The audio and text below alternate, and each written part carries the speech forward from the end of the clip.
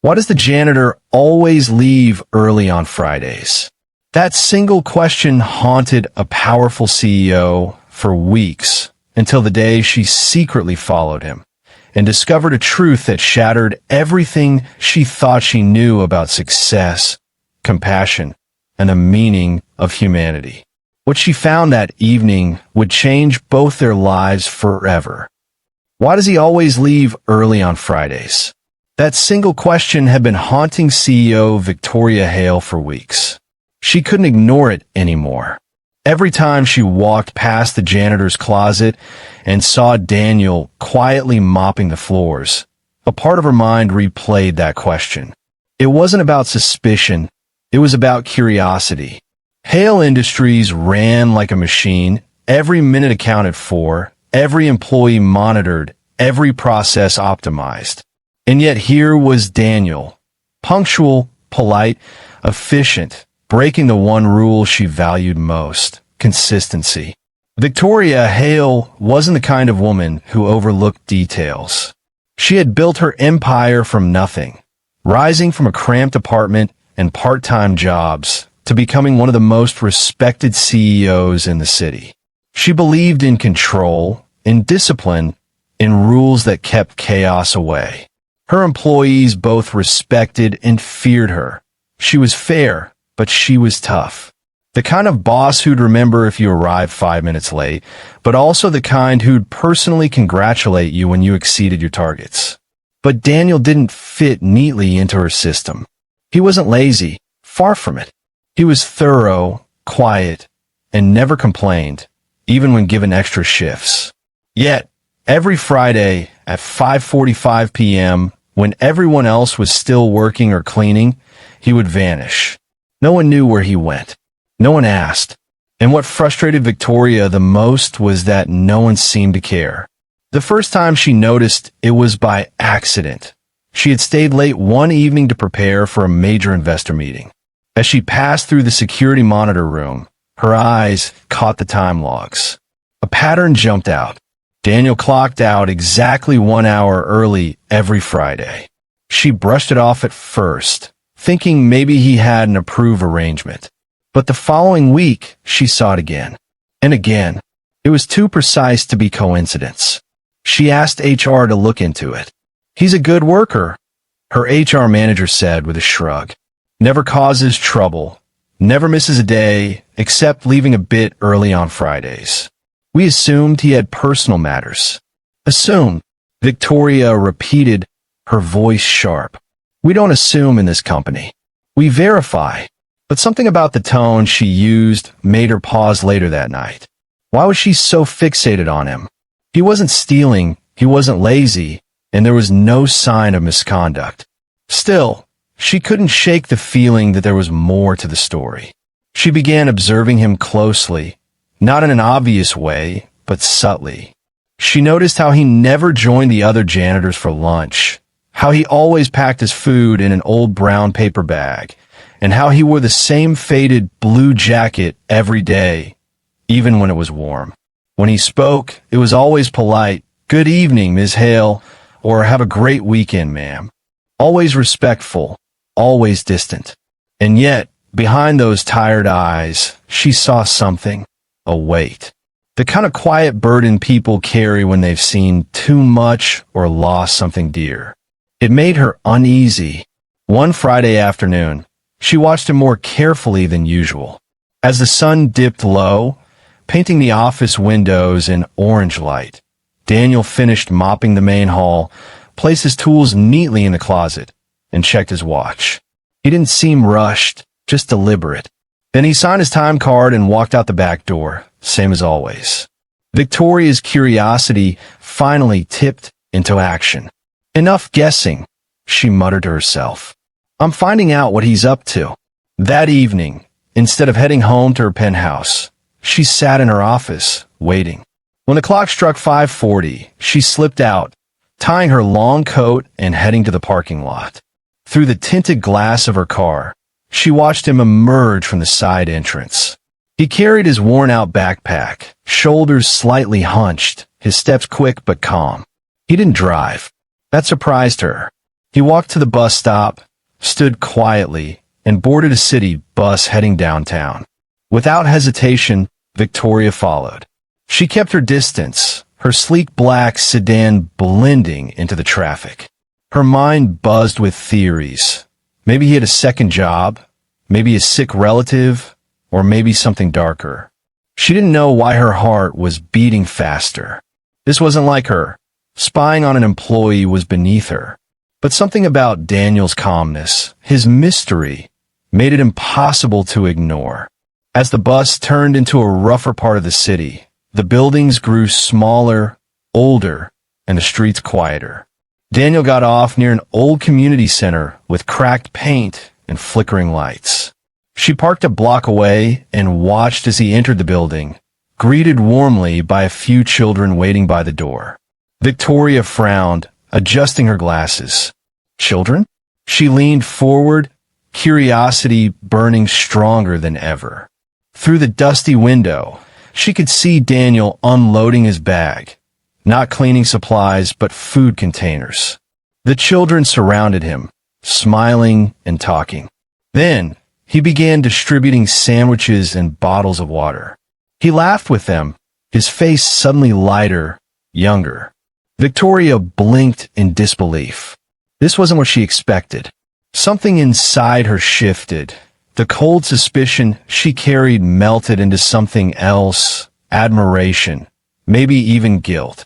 She had been so ready to accuse him of dishonesty, but what she saw instead was kindness, the kind she hadn't seen in years, especially not in her world of luxury and boardrooms. As she sat there in her car, watching the janitor who left early every Friday, Victoria Hale realized she was about to uncover a story far bigger than company rules or work schedules, a story that would change how she saw people forever. At 5:45 p.m., Victoria parked a block away from the building, sunglasses on, her car engine humming softly in the fading light. The city was slowly shifting into evening mode, office lights dimming, cars honking, and a cool breeze sweeping through the streets. Yet her attention stayed fixed on the side door of Hale Industries. Her instincts told her this wasn't just an employee sneaking off early. There was something more. A few moments later, the door opened. Daniel stepped out, dressed in his usual faded uniform, a little frayed at the sleeves. His worn-out backpack hung loosely over one shoulder, and in his hand, he carried a brown paper bag, the same one he brought every day. Victoria narrowed her eyes, curious. His movements were steady and deliberate, no sign of guilt or panic, as if he had done this routine 100 times before. He didn't drive. That surprised her. Instead, he walked quickly toward the bus stop, blending into the stream of people leaving work. Victoria started her car and followed from a distance, keeping her headlights dim.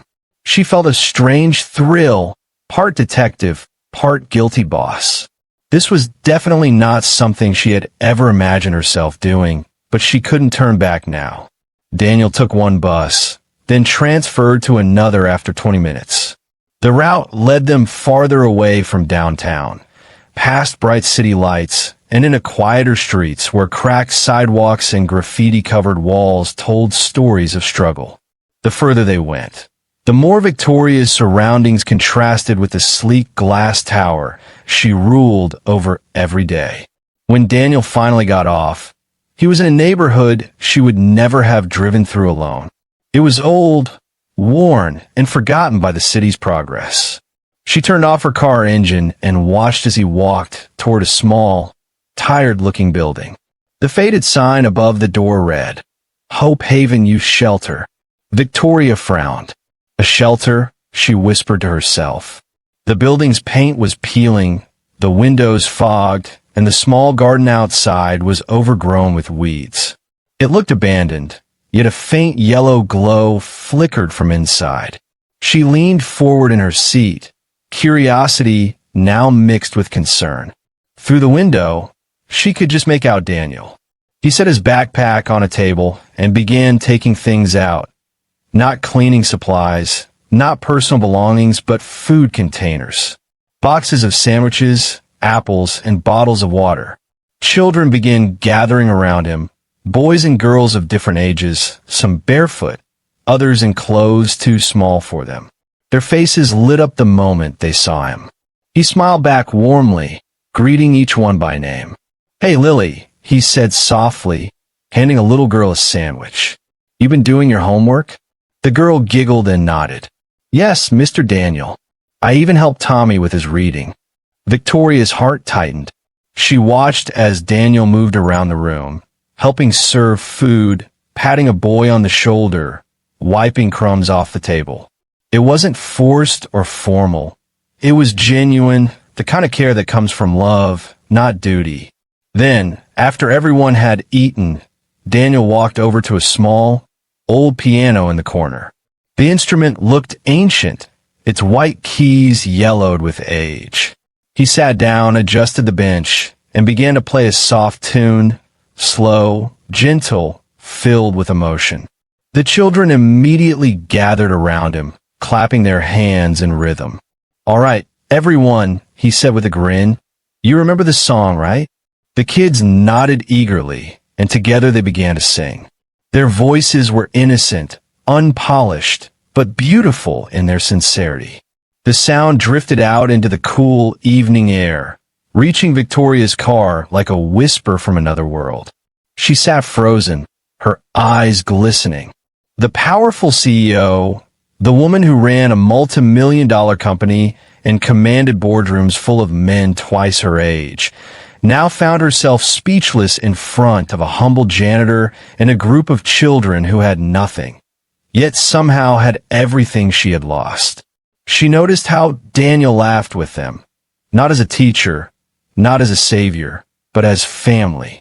He clapped along, sang, and even let one of the younger boys play a few off-key notes. The children roared with laughter.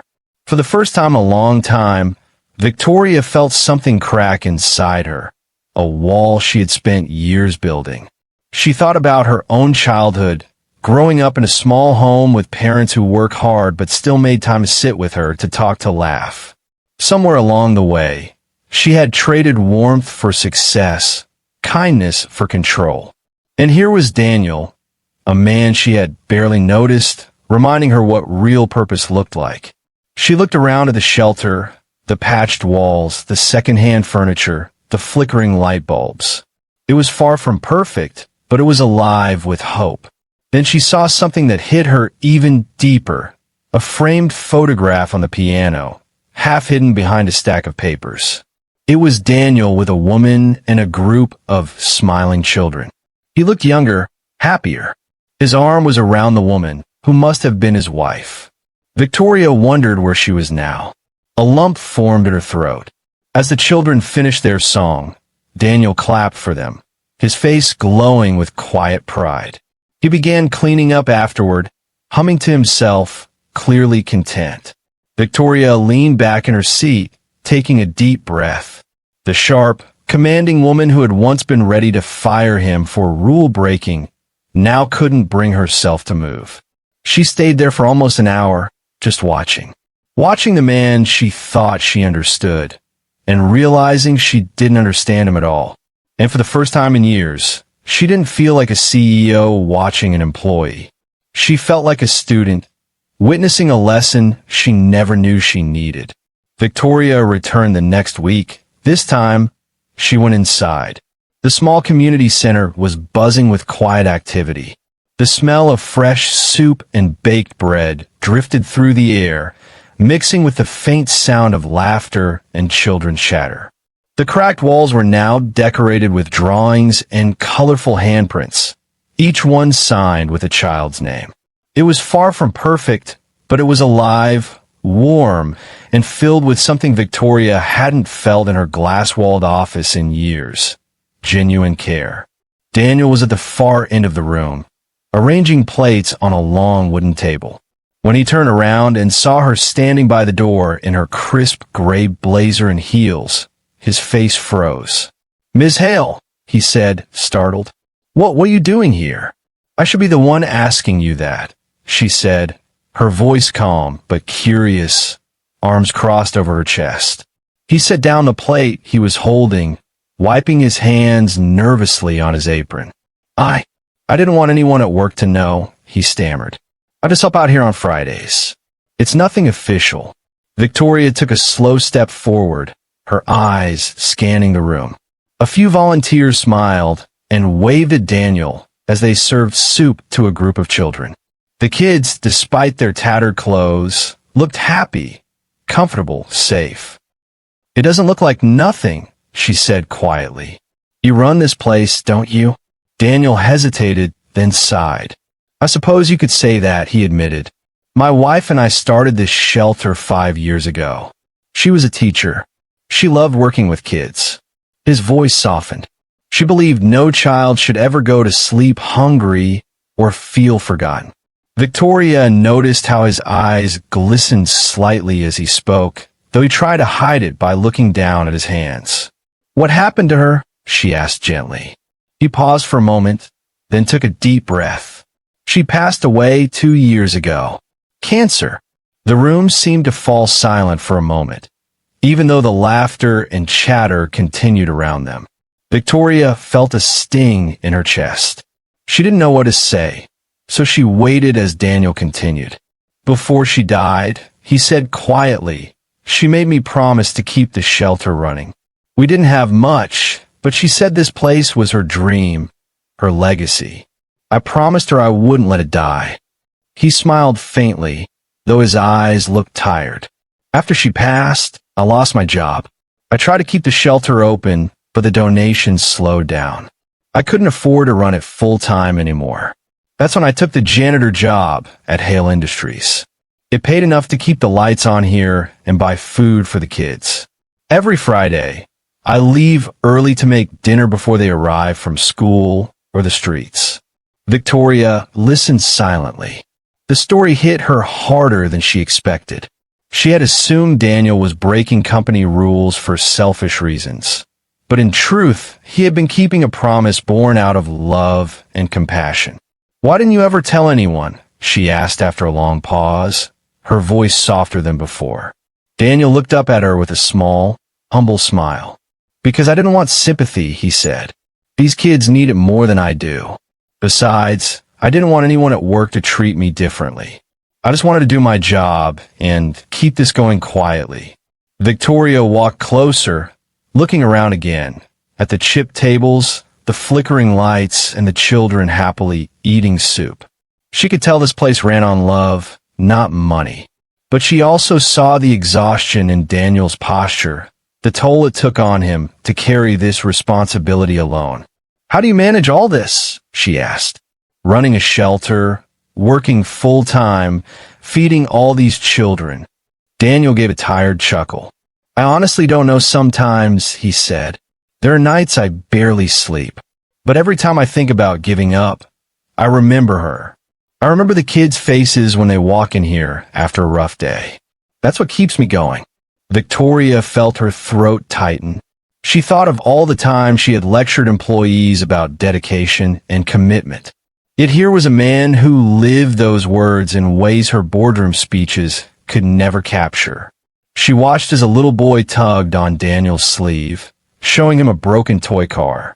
Without hesitation, Daniel knelt down, pulled a screwdriver from his pocket, and started fixing it right there on the floor. The boy's eyes lit up as the wheels started spinning again. Victoria smiled faintly. You fix toys too? She asked. He looked up, a playful glint in his eyes. I fix what I can, he said. Sometimes, it's the little things that make a big difference. She nodded slowly, feeling her chest tighten again. For years, she had measured people by productivity, performance, and results. But watching Daniel, she realized there was another kind of success, one that didn't show up on spreadsheets or annual reports.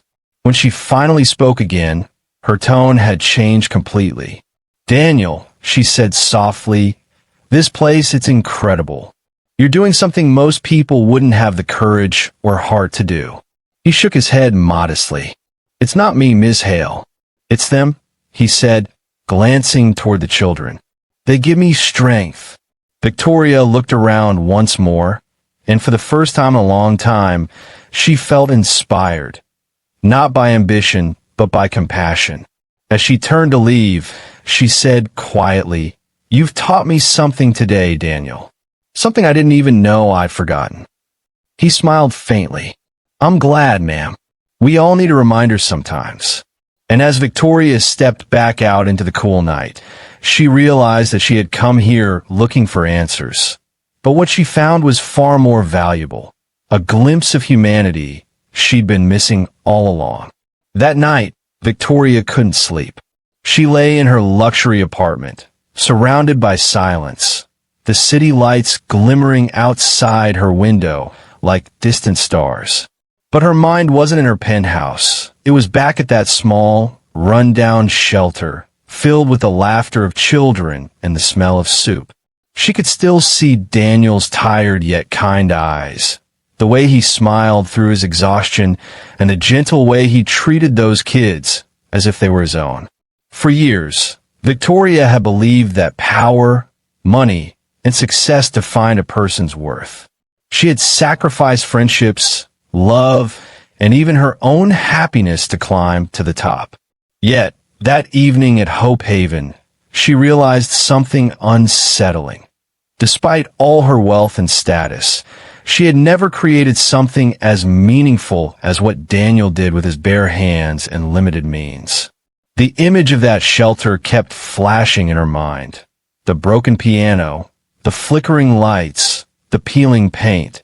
And yet, despite its flaws, the place radiated life and hope. She thought about the kids laughing around Daniel, the way he remembered each of their names, the quiet pride in his face when they called him Mr. Daniel. It humbled her. It shook her. By morning, she had made a decision, one that even surprised her. When Daniel arrived at work on Monday, he didn't expect anything unusual. He came in early, as always, ready to start cleaning the lobby before employees arrived. But as he turned a corner, he froze. There was Victoria Hale, standing right by the janitor's closet, dressed in her immaculate gray suit, holding a coffee cup. "Good morning, Daniel," she said, her tone calm but firm. He almost dropped his cleaning supplies. "Ms. Hale, is everything all right?" "Yes," she replied with a faint smile. "Actually, I wanted to talk to you. In my office." He blinked, nervous. "Ma'am, if this is about Fridays." "It is," she interrupted gently, "and you're not in trouble." That only made him more nervous. He followed her into the elevator, clutching his cap in both hands.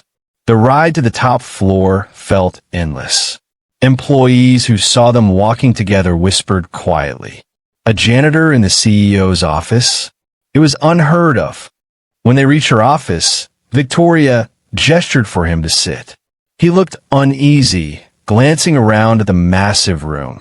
The glass walls overlooking the city, the sleek furniture, the walls lined with awards. It was a world so far removed from his that he almost felt like an intruder. "Relax, Daniel," she said kindly, taking a seat across from him. "You're not here for discipline.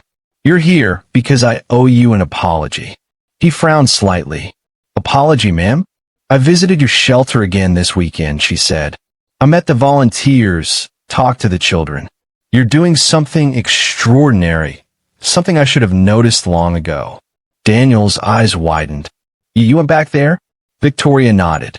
"I couldn't stop thinking about it. About you. About those kids. You've built something truly special, and you've done it quietly, without asking for help or recognition. That kind of humility is rare." He looked down, embarrassed. "I just do what I can, ma'am. My wife started it all. I just promised to keep it alive." "I know," she said softly, "and I want to help you keep that promise." He blinked, confused. "Help?"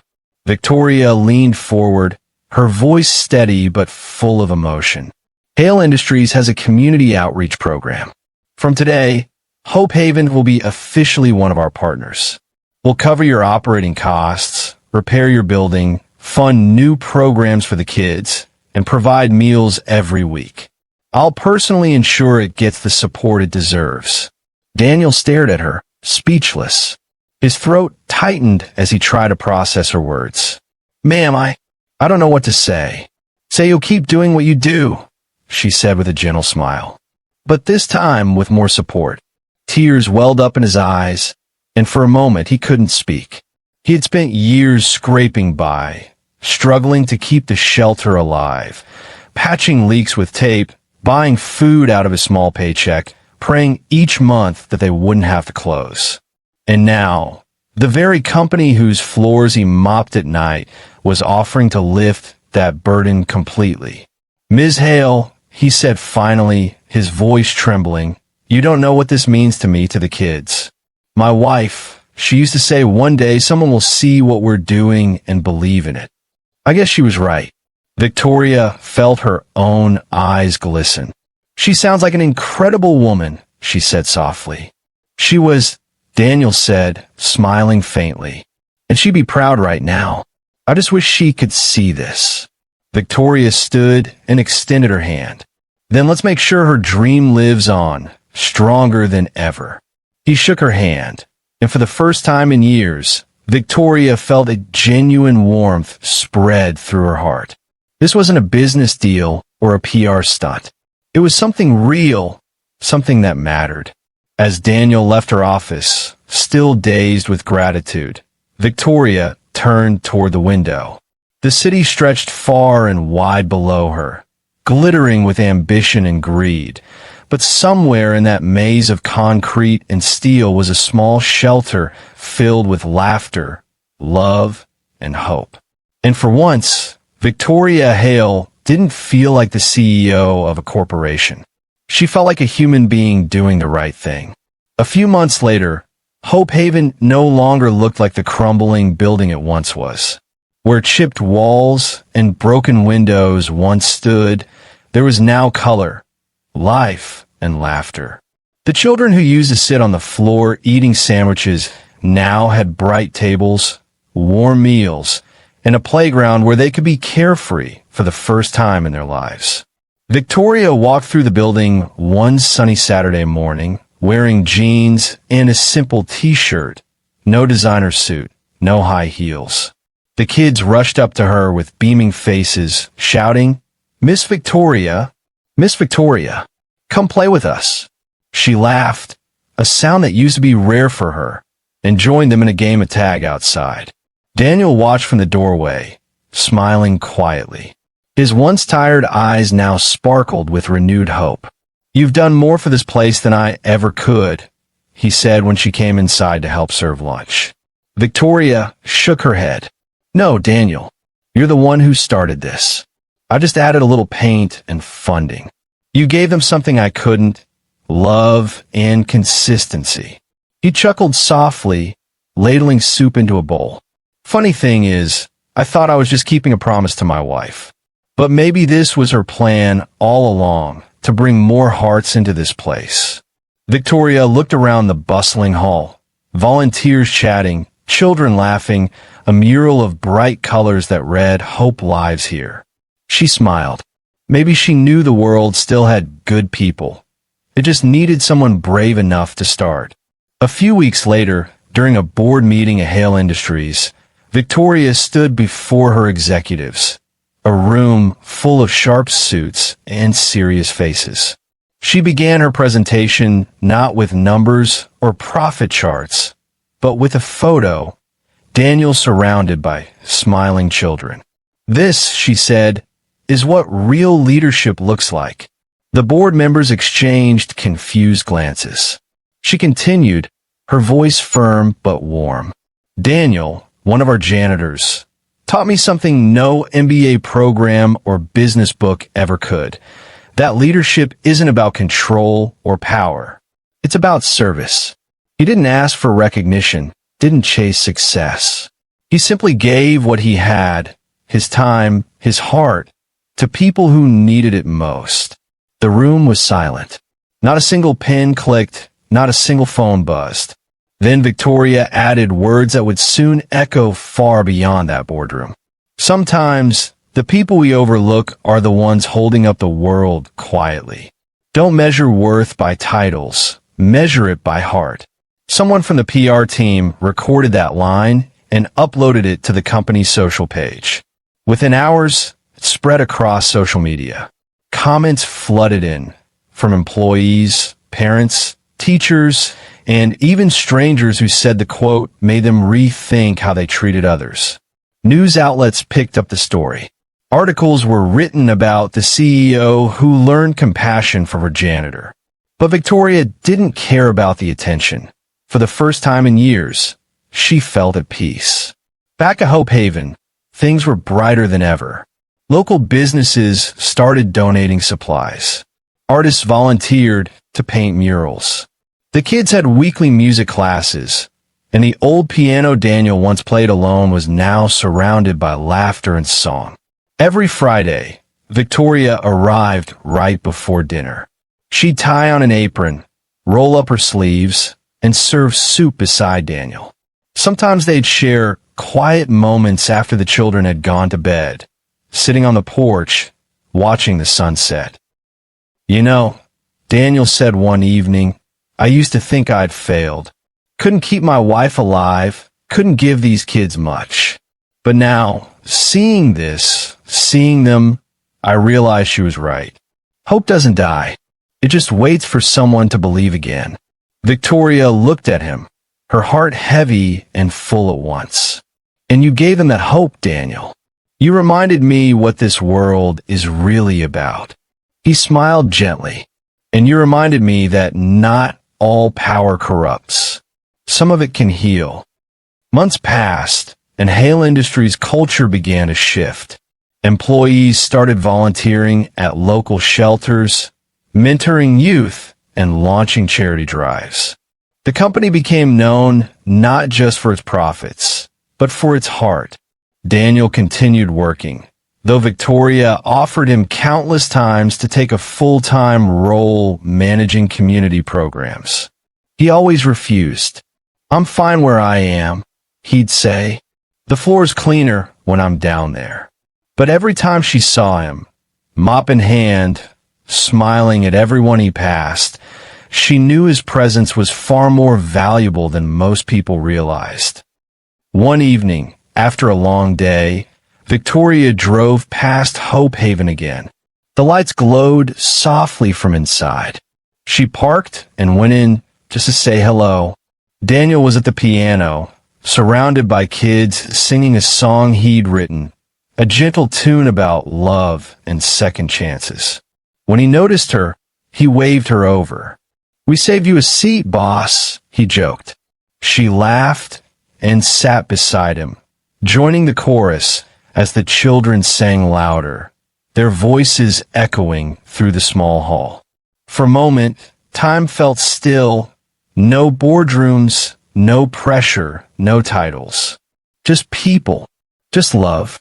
And deep down, Victoria knew something she'd never forget. That the janitor she once doubted hadn't just changed her company. He'd changed her heart forever. Because sometimes the smallest acts of kindness build the biggest legacies. If you found this story inspiring, make sure to like, subscribe, and hit the bell icon so you never miss another powerful video. Thanks for watching.